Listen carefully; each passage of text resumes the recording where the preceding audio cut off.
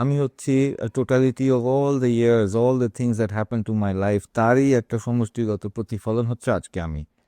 তো এটার সাথে কি আমার ছেলের জীবনের মিল আছে? মিল তো নাই।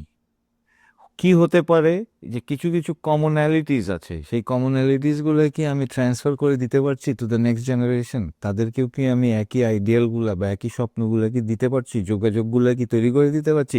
This is a responsibility. আমি মনে করি কোনো কোনো ক্ষেত্রে হয়তো বা আমরা এই রেসপন্সিবিলিটিতে আমরা ফেল করেছি। আজকে জামাত ইসলাম বা ইসলামিক বা রিলিজন বেসড পলিটিক্সের বাংলাদেশে যে অবস্থান, এটার জন্য আমি কিছুটা লজ্জিত। এবং আমি মনে করি এর অনেকটা দোষ আমার মতো আরও অনেকের, আমরাই আসলে দায়ী। কেন? যখন হয়তো কথা বলার সময় ছিল বা প্রতিরোধ করার সময় ছিল, আমরা তখন খুব উদার ছিলাম এবং কিছু বলি নাই।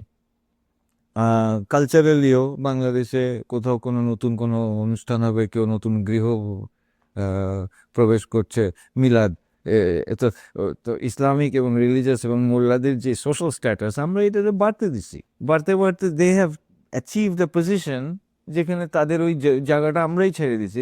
The fault is all ours. আমরা এতই ভালো ছিলাম, এতই উদার ছিলাম এবং ভেবেছিলাম যে ওই বাংলাদেশ, ওই স্বাধীনতার চেতনা এইটা ন্যাচারালি ফ্লো করবে, এটা নিয়ে বিশেষ চিন্তিত হওয়ার কারণ নাই। এটা আসলে ভুল ছিল।